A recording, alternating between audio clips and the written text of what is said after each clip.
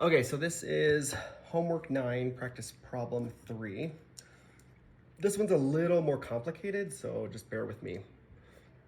So this problem states a trunk of mass M of 1.3 kilograms is pushed a distance of 137 centimeters up an incline at an angle of 19 degrees by a force P of 100 newtons. The coefficient of kinetic friction between the trunk and the incline is 0.15.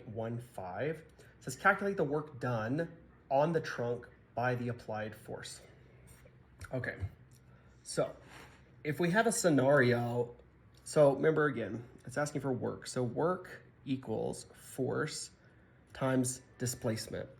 And it's only the force in the direction of the displacement. So if you have a box here and you apply a force of 100 newtons and it goes at a displacement of 50 meters, then the work done is just 100 newtons, which is the force, times 50 meters, right? And so that's 5,000 joules, okay? But if you have a box and you actually put the force going this direction, right? So the applied force is going at an angle and the displacement is still 50 meters. Well, you can't, and this is 100, you can't just take this 100, work equals force D. You can't take 100 times the D and get the same value because really this is a vector. So we have this vector like this. There's actually a y component, so the force in the y direction. And there's also an x component, like force in the x. And the only force that is in the same direction as the displacement is this force of x. So the way you'd calculate this is you'd have to say 100 times, and if we knew like this angle here, for instance, then we would say times the cosine of theta, and that whole thing equals f of x. So we would take 100 cosine theta, and then we multiply that by the distance or the displacement of 50. And that would give us a different answer than up here because the force in the y direction does not have any bearing on how much work is done because the displacement is in the x. So it is in the x coordinate, right? So any force that's in the y coordinate, there's going to be no work done by that portion of the force, okay? So that's just something to keep in mind. And then going back to this problem. So we have this force P applied on this box here, and it's going to be going up this incline, okay? And it's asking us how much work is done. So the way you solve this, if we did a free body diagram, so we have a dot, and our force is acting on this object. So we have this P force, right, which is 100 newtons. We have the weight of the object, which is just mg. We have the normal force, which is not straight up, it's actually at an angle, right? Because the normal force is perpendicular to the surface. So this is the normal force. And then we're going to have the frictional force. So the force due to friction, since the box is going up the ramp, the force of friction is going to oppose motion. So it's going to be pointed this direction. And so those are our forces acting on our box, right? Now, where's our displacement? So our displacement, this dot is going to go from here, and it's going to eventually end up here, up the ramp, right? So it's ideal to break these different components into their vector sums, so that way we have everything on the same coordinate system. Because right now we have the normal force and the frictional force. Those are in a coordinate system. And then we have the applied force and the weight are also in a coordinate system. But how can we compare these two? you know, with all these angles and all this weird stuff. So ideally, we break down these two, or we break down some components of these forces. So that way they look nice and neat. So they're like on a coordinate plane. You know, you have like normal force and the P and the blah, blah. We want them all in this nice square coordinate plane, kind of like a Y and an X coordinate plane. So if we break down the P, so let's redraw our free body diagram. We have the normal force, we have frictional force, and then we have our applied P force, which is here. So how can we break this down into its vector components? So we can, it's pointed here, so we can actually draw a line like this, going up, and then a vector going down. And this is our 90-degree angle. So we have this component and this component. So we basically took the P vector and we just broke it into its component based on the coordinate system that we want. So we just went like this and we went down. And so arbitrarily, if you think of this problem and you actually just, say if we just rotated it a little bit. Now imagine that this is the Y and this is our X coordinates, okay? So just imagine it that, we just rotated our thing there a little bit. So I'm gonna call this P of X, right? And I called it P of X because if we rotate our whole problem, this is our Y coordinate, this is our X coordinate, and so this P is now on this X plane, you know? And so what is that value, right? So this is the overall P, the magnitude. Well, if we look back at our schematic, what we're looking for right now is this portion, which we're calling P of X, right? And so if we look at our angle, this angle here is theta. So if we draw a straight line down from our normal force, we make a 90-degree angle. If this angle here is 19 degrees, and this is a 90-degree angle, then that means this angle here has to be 71 degrees, right? Because they have to add up to be 90, okay? Now,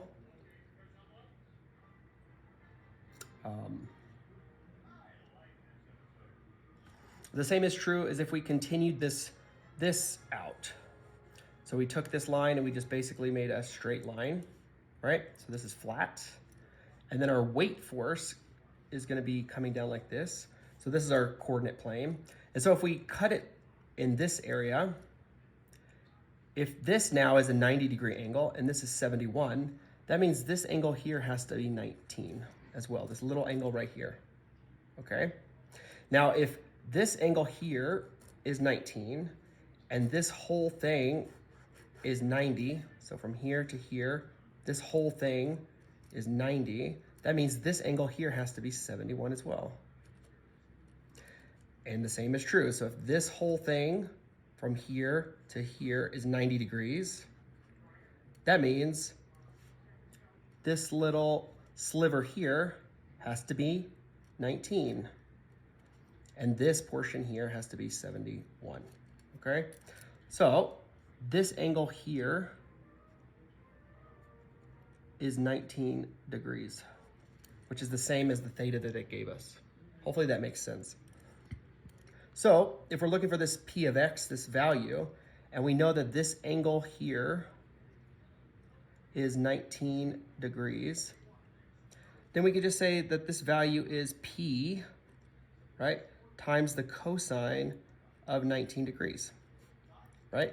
Because if we have our right triangle, looks like this, and we know that this is 19, and this is P, then we say the cosine of theta is equal to adjacent over the hypotenuse. The hypotenuse is P. The adjacent is what we're looking for, P of X, and the hypotenuse is is P. So we say the cosine of 19 is equal to P of X over P.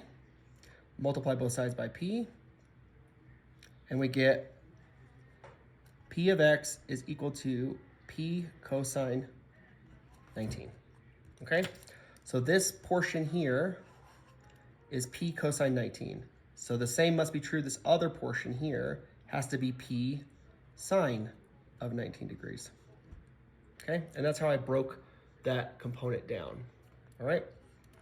Now the same is true for, so we broke down this P, and we broke it down in a way that makes it look like it's on a X and Y axis. Because if we redraw our free body diagram now, we have our normal force going up, we have our frictional force, then we have this force here, which is P cosine of 19, and then we have this leg of the vector sum, which is P sine, but I'm actually just going to draw it here because it's a free body diagram. So P sine of 19, okay? And that looks nice and neat, right? We have a Y, we have our X.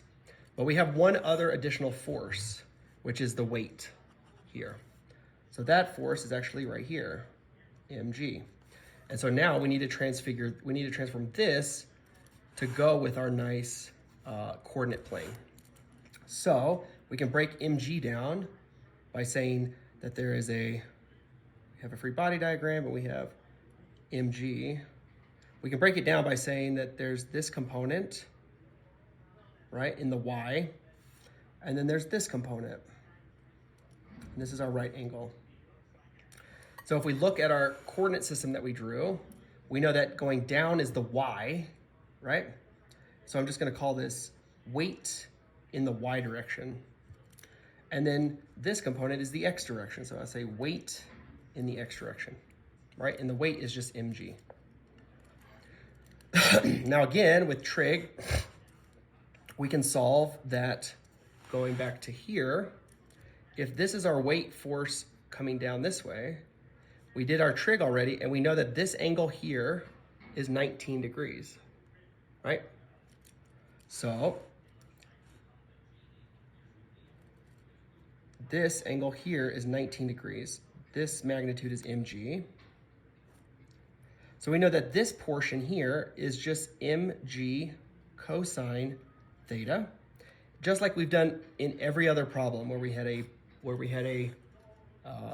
ramp, we have a box. We know that this component is mg sine of theta. We know that this component here is mg cosine of theta, and the overall magnitude of the vector is just mg, right? Normal force. That's how we would calculate our normal force, right? So we know that this is mg cosine theta, and that means this has to be mg sine theta. So I'm going to redraw our free body diagram. So it should have a dot, right? And just like we had here, if we rotate our whole paper, we have our y and our x's. So I'm just going to redraw it like that. So we have our normal force, and then going in the y direction, we have mg cosine theta, and that makes sense, right? Because we used to calculate the normal force by setting it equal to mg cosine theta. And then additionally, going in this direction, we have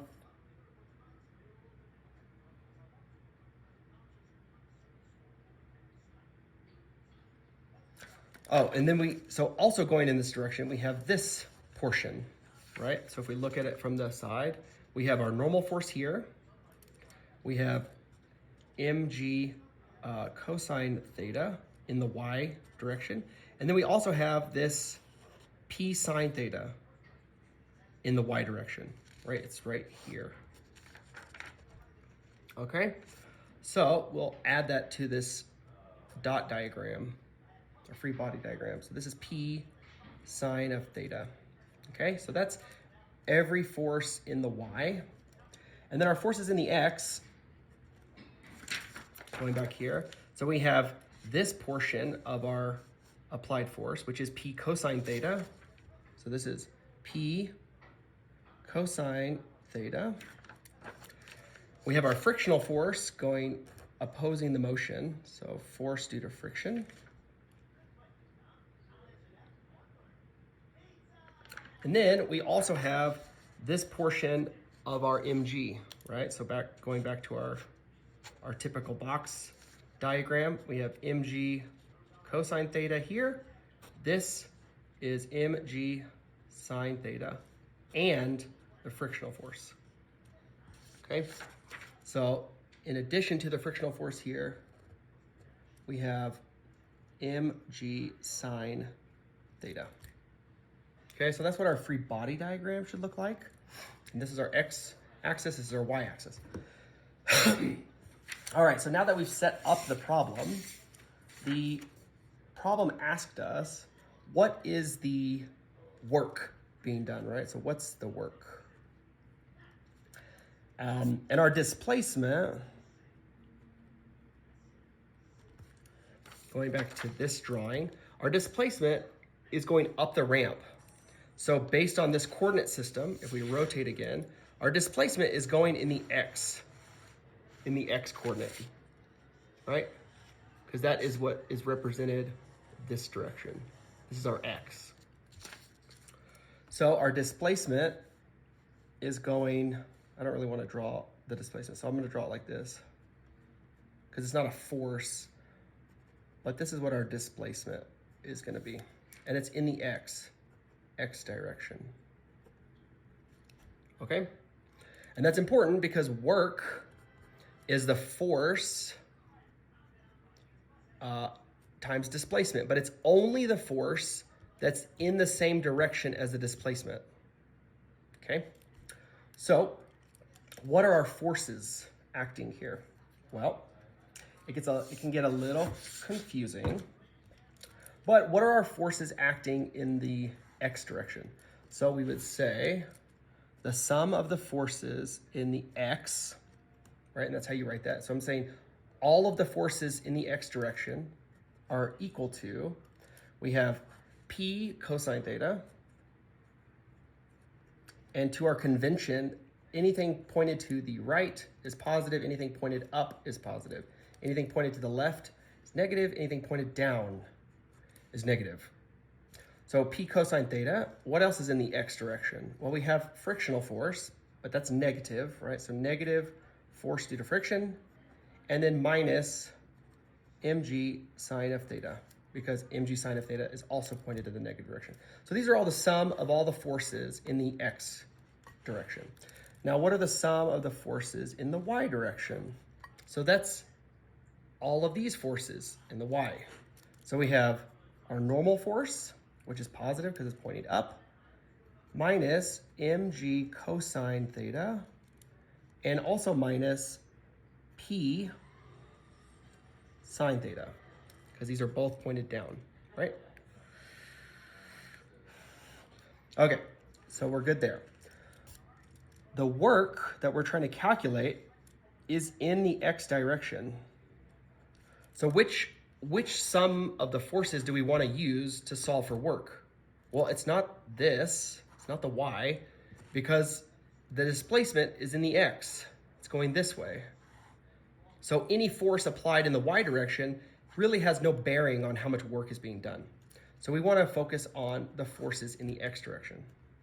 Okay, so the sum of the forces in the x are equal to p cosine theta minus, and what is the frictional force here? Well, frictional force, again, is equal to mu, which is the coefficient of friction between the two materials, times the normal force, right? So times the normal force. Well, what is the normal force? Well, the normal force is this guy. So this normal force is the force that is opposing or pushing against the object perpendicular to the surface, which is the normal force. Looking here, we know that the sum of the forces in the y equal the normal force minus mg cosine theta minus p sine theta. So if I want to solve this equation for the normal force, I just move both of these to the opposite side. So we have the normal force is just going to be equal to mg cosine theta plus P sine theta. Okay, so that's our normal force, that's the value. And the reason why I can just rearrange this is because the sum of the forces in the y all equals 0. Because in the y direction, the object is not flying off the ramp, right? There's no net acceleration, so no net acceleration in the y coordinate. Because if there were, that means this box would be flying off into space, or it would be sinking down into this into the incline. But it's not. It's not moving in the y direction, which means that the sum of the forces in the y all equals 0. Okay? So here for frictional force, we need to plug this value in, substitute, because we said the frictional force is mu times the normal force, and we know what the normal force is. It's this big blob of shit, right? Minus mg sine theta, okay? So plugging those values in, the sum of the forces in the x are equal to P cosine theta minus mu times mg cosine theta plus P sine theta, which this is just substituted for the normal force, right, which we got here, minus mg sine of theta. So this is our all big equation for all of the sum of the forces in the x.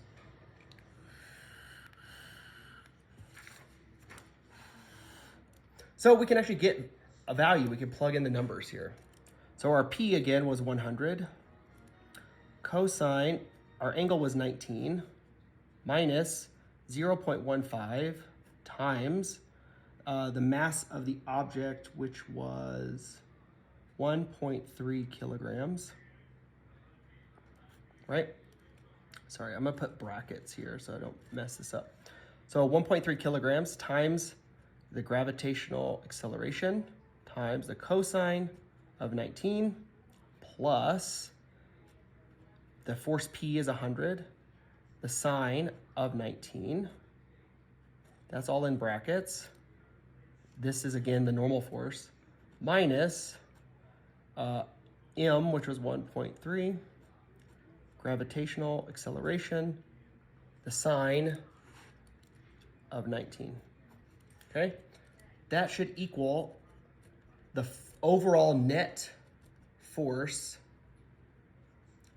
in the x coordinate.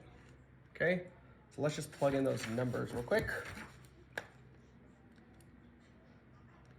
So we have 100 cosine 19 minus 0.15 big bracket 1.3 times 9.8 cosine 19 plus 100 the sine of 19 minus 1.3 times 9.8 times the sine of 19.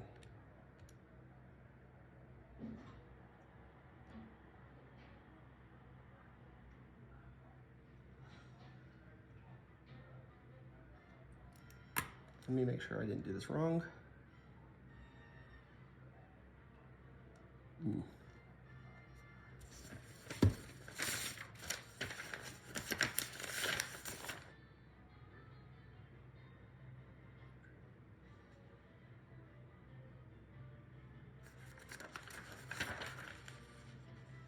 Yeah, okay, so I did it right. Before I actually used P, I put 200 accidentally and it messed all my numbers up. So the number that I got should be 83.7137, and it's a force, so it should be newtons. And it's positive, meaning that the net force in the x direction, right, the force net, is equal to 83.7137 newtons. So the overall force, if you look at this diagram of these sum of these forces, is overall it's going to be going this direction, right? with a net force of 83.7137 newtons. Okay, so now we have the force in the x direction. And again, work is equal to force times displacement.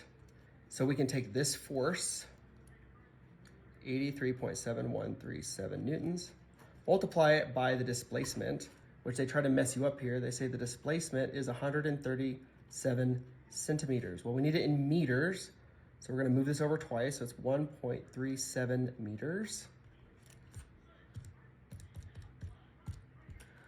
So the work is 114.7 joules. And it's positive because the force is headed in the same direction as the displacement.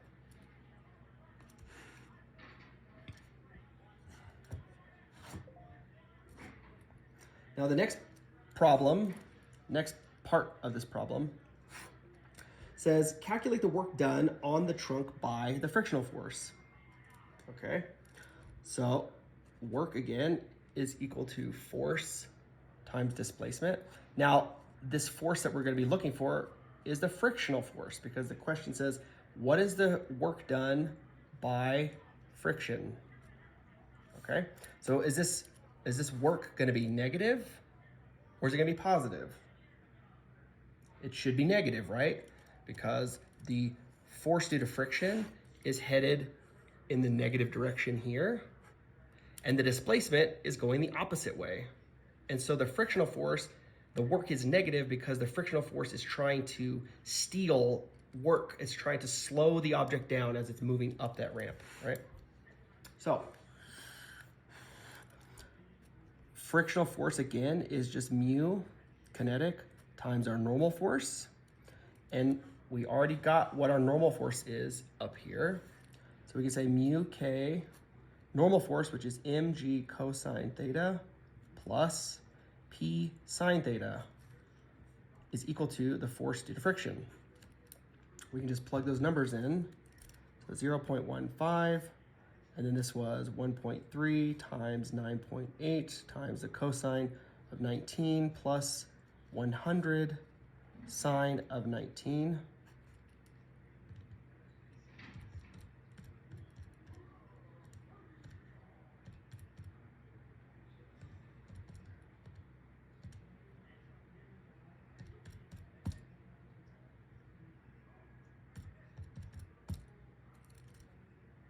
So the force due to friction is negative 6.6941 newtons. And I put negative there, not because this value came out as negative, because we know that our frictional force is pointed in the negative direction, okay? So the work done by friction, oh, hopefully you could have seen, you saw all that. So the work due to friction is equal to the force of friction and the displacement. So the work due to friction is equal to negative 6.69 newtons times the displacement, which is 1.37 meters. So the work due to friction is equal to negative 9.17 newtons. Or sorry, not newtons, joules. Okay?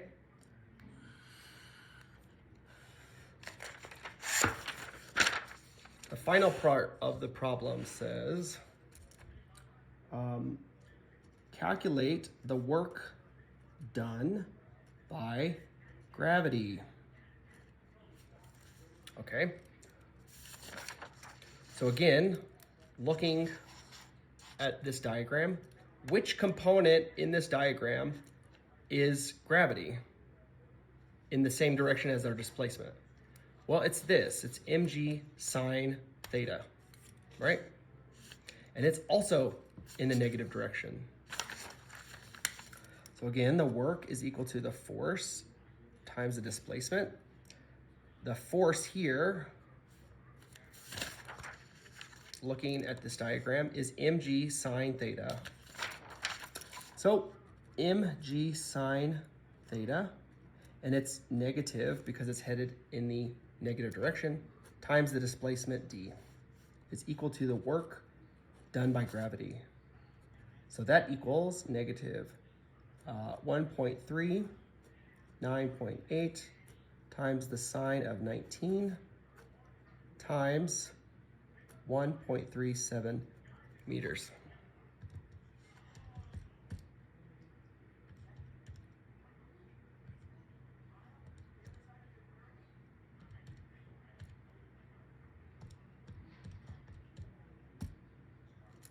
So the work done by gravity is negative 5.6824 joules. And so another way to think of this is we have our free body diagram, and I'm only going to draw the x components. So we have P cosine theta, we have the frictional force, and we have this portion of the weight component, which is mg sine theta, right? So how much work is done by this component going this way? So say if we just had this free body diagram and the only force acting is P cosine theta, and our displacement d is 1.37 meters. Well, we just say work is equal to force times displacement, and the only force acting in this scenario is just P cosine theta. So that times the displacement comes out to be 100 that.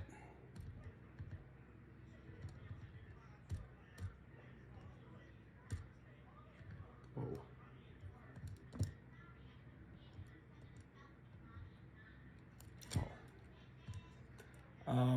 So that's 100 cosine 19 times 1.37.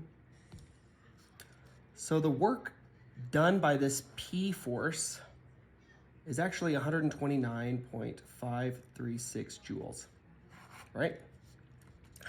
So if instead of doing a force diagram, what if we did a work diagram? And we said the work going this direction is 129.5 joules. And the work due to friction, which we calculated here, is 6.69. So this is 6.69 joules, and that's the work due to friction. And then we have this weight component, which is we just calculated here, and that is 5.68 joules. So if we say the sum of the work in the x, right? So the sum of all this work is equal to 129.5 joules minus, because it's going the opposite direction, 6.69 joules minus 5.68 joules. What does that come out to be? 129.5 minus 6.69 minus 5.68. So the total work, or the net work, is equal to a positive 117.1 joules. So that means the frictional force and the weight component is detracting work being done by this P force going this direction. So the overall net work is going to the right at 117. And if we look here, the work that we calculated through this whole thing, right? The force in the X net was this. We multiply these, is 114.7 joules. And it actually should be the same. And I think there's just a rounding error somewhere that I messed up on.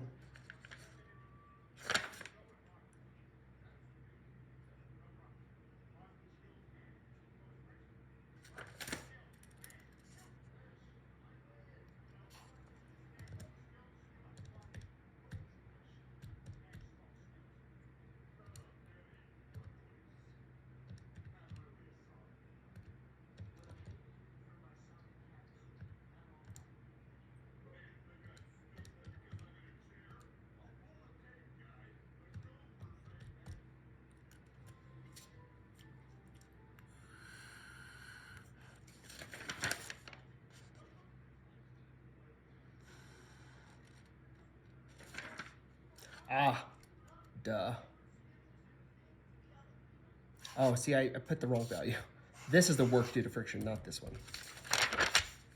So this should not be 6.69. The work due to friction was actually 9.17 joules. So if we take this out, put 9.17 joules, the net work is equal to 129.5 minus 9.17 minus 5.68. That equals 114.65, which is the same value we got here, right? Okay, hopefully that makes sense and you can see it. All right, bye.